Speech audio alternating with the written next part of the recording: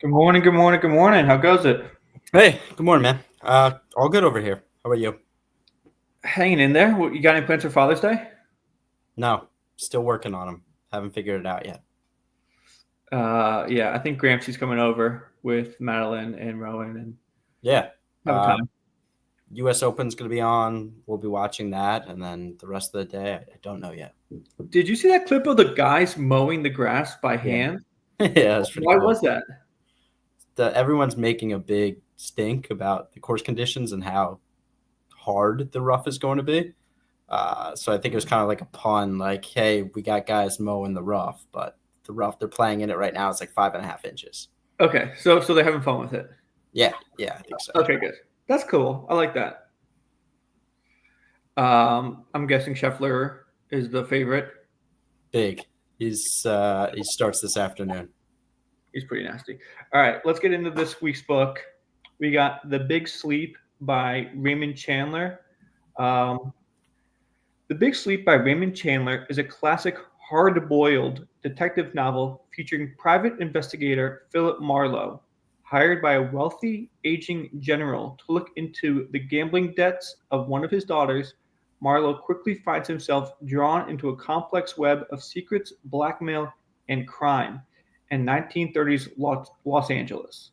As he digs deeper, Marlowe navigates a corrupt world of deception, encountering dangerous characters and moral ambiguity at every turn. Yeah, this one was recommended to me, and it was fine, but I had very high hopes going into it, and I was underwhelmed. Uh, I'm gonna start off. It's hard recommending books because I botched it many times with us. I botched it in my old book club. Like, not that this is botched because I think this is very. It's kind of you can see the origination of. I think I'm assuming this book is older than James Bond. You can see Yeah, the I think origination of the lead. The yeah, this is 1939. Definitely old. You can see the origination of Nelson DeMille and John Corey. yeah, right. What I want to go into, I've never heard the term hard-boiled detective novel, and it's a subgenre of crime fiction that features a tough, stoic, cynical detective, often private investigator, navigating a gritty, corrupt world. Right.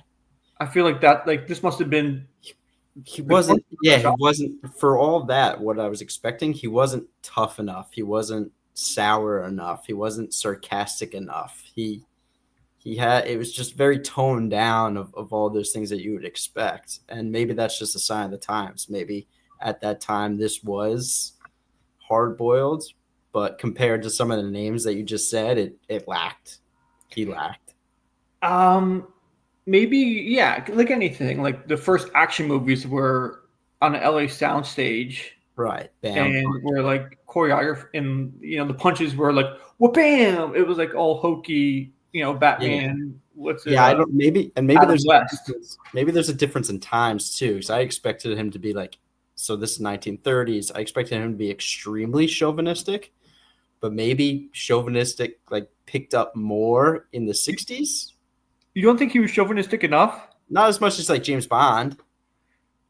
Okay, as I was doing my just like brief, research, and I pull up the Wikipedia, just how I do it. I pull up a Wikipedia and then I pull up a synopsis. Yeah. There's one line in the Wikipedia that is so funny that I just have to read it. I'm trying to remember which one it was. Which one? What was? The line.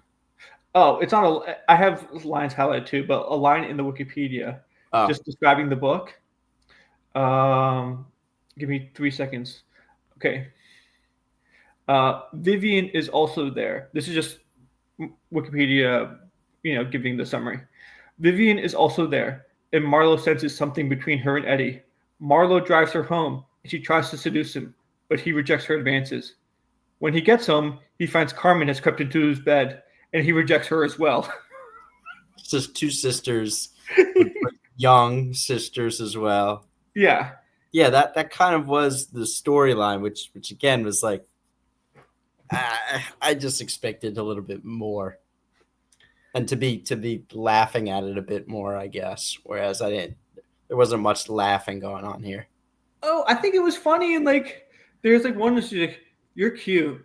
By the way, and then he's like, "Don't worry about that. Don't worry about how handsome I am. Can I just have a drink?" She goes, "You're really attractive." Yeah, and to me that was That was funny. I That was so expected funny. I expected much more of it though. I expected much more of it to be more sarcastic than just that black and white. I think if you kind of read it in a jovial kind of looking back on the time sense, it's funny. If you look at it in the, literary Yeah. analysis, and it's like, oh, okay, this is kind of hokey. This is kind of like Plus even plus that didn't help. I thought the characters were hard to follow. oh, so hard. That was the The biggest different drawback. Like, sisters, who's the this? different bad guys, the different detectives. I didn't really figure out the characters until the end, really. Oh no, they bring in more. So some more things about this book. It's called a something. It's where Raymond Chandler put a couple of his short stories together. He mashed them together, which is how he cannibalized. The Big Sleep, like most of Chandler's novels, was written by what he called cannibalizing his short stories, and you can kind of get that sense when after he first solves the crime, then there's a whole second crime that goes on. You're like, where is this going? Yeah.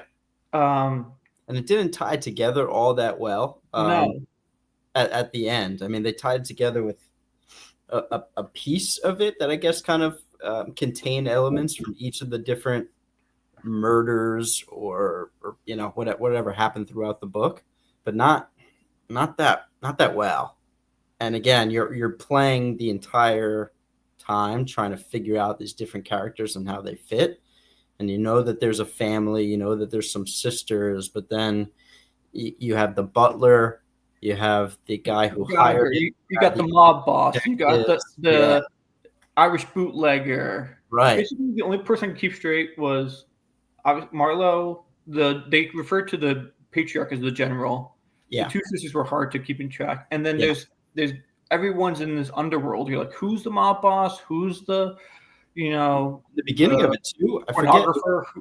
Yeah, one of the scenes too. I thought for sure one. I thought absolutely one of the sisters. I think was dead because they showed up to a scene. Yeah, she's like she's OD'd or something. Yeah, right. Has But to make it. I thought she was absolutely dead there the way she was describing her. But then all of a sudden he puts her in the back of the car and she's good to go. Yeah, I think that's when they find Geiger's body, but then Geiger's body That's disappears. another one. Geiger, you thought was like the main reason that he was hired, but he wasn't hired for that at all. He was hired for something completely different. Yeah, I will say I appreciated. Again, this is as I was doing a little bit of background on the book. Um, the book review site, the Pequod, which Pequod was at the ship of Moby Dick. I think it's called the Pequod. Not sure. Okay. Rated the book 9.5 out of 10, saying this is one of Raymond Chandler's best books. The real pleasures lie not in the story, but in Chandler's atmospheric settings, which I completely agree with. It's not the story, it's the setting, which is pretty fun. Okay. All right. It's Fine. I kind of halfway through gave up trying to figure out who everyone is and just Read it. read it and kind of went for the ride, not for like Yeah. the because I like mysteries when you're like, okay, what is going on? Who did it? What like are they trying to solve it? And there was another book that we read that really frustrated me that didn't really allow the reader to try and solve it with us. Oh, it was one of the three body problems, Uh-huh. stupid bathtub analogy or whatever. Yeah. Where Yeah. you're Yeah. so once I gave up trying to figure out the crime and everything, I just enjoyed the book just for the setting and kind of the funny. Yeah, so I wouldn't really. I mean, if you're reading this like a detective novel to try and put the clues You together, can't. but yeah, don't. You really Don't. can't. Try and enjoy the characters. Try and read through some of the individual scenes are pretty fun or funny. When he confronts the guy and his girlfriend, and there's the kind of standoff. I think they both have guns, or the girl ends up with a gun, and then the guy ends up, in the office. Yeah. I forget what Yeah. that character's name was, but that was a pretty fun scene.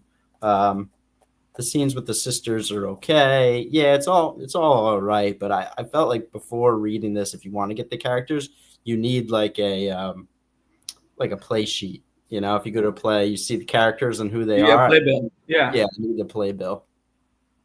Um, yeah, I thought it was just like kind of a fun, uh, I'm trying to think. Like I have like a couple passages highlighted. I want to see if I should I bring thought up it was going to be a perfect summer reading beach book, just little mystery, not too much to it. And nah, I don't think I would pick this up again.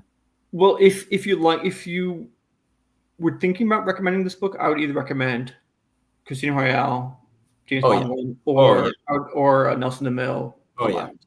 yeah, Those are both better books in this genre. You know. yeah.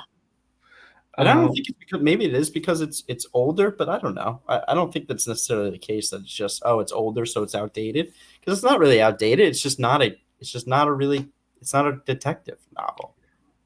Speaking of a little outdated, I this is an example of how I started reading the book. He was a medium height, fattish, would weigh about 160 pounds. Calling someone 160 pounds fat is so crazy. It shows you how old it is. That's a little different than times, yeah. I was like, I read it like, wait, 160 pounds? I mean, I don't know if it's like it's it kind of stuff just happens. Like there just happens to be shots, and he happens to be there. He's not like I guess the one where he puts in the blanks in the gun in the last scene. Uh-huh. Yeah, with one of the daughters. Also, keeping the daughter straight was so. Yeah, that was tough. I basically just treated them as the same person. I know it's not the best way to read it, but it's how I did it. That was kind of cool. Other than that, it's just like you know, solid, quick read, quick Yeah, read, quick I read. expected more smoking, more drinking, more sarcasm, more John Corey detective work. John Corey is so good. You can't hold. You can't translate that type of That's book. going to be my problem reading like detective, not unless we're talking about like Sherlock Holmes, maybe any other detective novels just won't hold up. There's a lot of drinking. I mean, I'm going through. Yeah, and I like that. I Obviously. unlocked my deep drawer and got out my office bottle and 2 pony glasses. Yeah, So you got a little Mad Men vibes from this book. sure. Yeah. And that's what I like about this genre, this area, is because after everything you do or any situation you have, cigarette and a drink. Yeah, I don't know how these guys were not so hungover all the time. Yeah, like them calling hard liquor hooch. It's an old book. It's a 1930s book. I appreciate it as a an establishment of the genre, of the detective genre. Yeah, I guess it was. But that's the thing I think we're going to establish as we go through more and more books. Just because they're first doesn't mean they're the best. Definitely not. So, and just because they're old doesn't mean that they're boring or dated. Correct. Yeah. I'm guessing Old Man and the Sea was written in the late 40s, early 50s? Mid 50s, I think. Yeah, so not that much later than this. It was so much more engaging than this. Yeah. Yeah, I have a kind of middling grade on it. I don't have much more to say. It's a quick read. Yeah, it is quick. Certainly not the best. Yeah, I had very high hopes going into this book, and it didn't kind of live up to expectations, but it was fine. Yeah. You want to do a quick grade, and then we can figure out.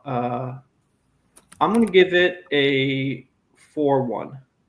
Yeah, I was in the same range. If I did for Brave New World, I'll go just a touch lower. I'll go I'll go 3.8. Yeah. Okay, and then we have Summer 49 next. Yeah, just picked that up. Actually, just started it. Excited. So this is the first, I believe, other than Shijin Liu, where we read the series, this is the first double author. So we read Playing for Keeps, the Michael Jordan book, with David Halberstam, which I think is well written. If you've not seen The Last Dance, you would appreciate it more. But I like that book a lot. Yeah, I'm curious to see if this holds up to that, because obviously we're talking about late 90s versus late 40s. So I'm curious to see how his kind of journalistic integrity holds up, I guess you could say, because he is like a journalistic writer. Yeah, I don't know. Obviously, we'll touch on it in Yeah, it was written in. It wasn't written in the 40s. It's obviously written later. He's looking back on the 40s. Yeah, which is piecing together information about games and players and feelings is probably a lot tougher. For sure. Is 89. So, written in 1989. Yeah. You got anything else? Father's Day, you were figuring it out. We had a ball at your house.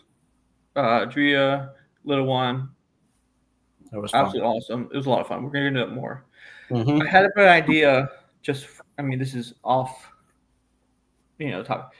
Do you ever go to West Point football games growing up?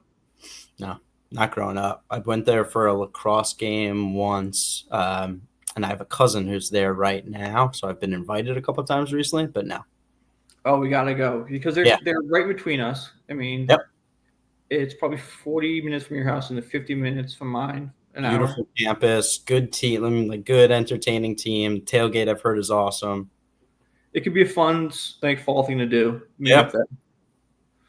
Other than that, kind of dead zone in the sports calendar if you're not into the finals, but which I'm not. I don't know how you could be. But I had this morning. If the Pacers end up winning, it probably looks better for the Knicks because then the Knicks lost the champion. That stuff doesn't. You don't think about that? Yeah. No. I think about if the Knicks, because I thought the Knicks losing to the Pacers they just lost to a team that I thought they were better than. But if the Pacers beat Oklahoma City in the championship, then there's no chance the Knicks were better than them. I think what we're kind of seeing is both these teams are better than the Knicks from the outside looking in. Yeah. So again, I don't think of it that way. You lost, you're out. No, that's true. I'm definitely more into the hockey Stanley Cup than I am the basketball championship. For sure. I think it's cool that's a rematch. I want cool McDavid rematch. Definitely the two best teams, couple of the best players in all the league, like huge superstars. It's a fun series. Yeah. I just hate when like Florida Southern teams are good at hockey. Have we talked about that before? I can't stand that. I hated the Lightning when the Carolina, Florida. I hate that. I understand because it's good for Tampa the league. Bay. Yeah, it's super annoying. And if I was an Oilers fan, I'd be even more annoyed. Oh yeah. If I was an Oilers fan and we lose to the Panthers again, I would 2 years in a row. Livid. Yeah. Because they're fake fans. The only thing I would really compare it to is if I don't know, like in baseball, if like an expansion team beats you or something like that, that would suck. I mean, we can make a whole episode about this, but that's one of the reasons why I think the 0-1 loss to the Diamondbacks is worse than the 0-3 loss to the 0-4 loss to the Red Sox. I was actually going to throw in the 0-3 Marlins to that as well. I don't think that was such a young team. I know, but it just that sucked. I mean, the Yankees had some bad losses. People forget. Mm-hmm. That one, if you go back though and you look at like the difference in payroll, it's just disgusting. Yeah, but they had Miguel Cabrera coming up. They had Josh Beckett, Harper Vano, AJ Burnett. I mean, those guys ended up getting paid elsewhere, but they hit it with that one team.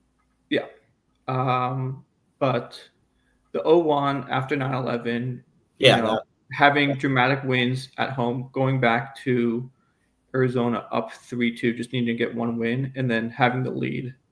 Plus, also, you're kind of forgetting that would have been 4 in a row. 4 in a row is absurd in modern sports. 4 in a row would be nuts. I think the only time is what? Did the Islanders do that in hockey?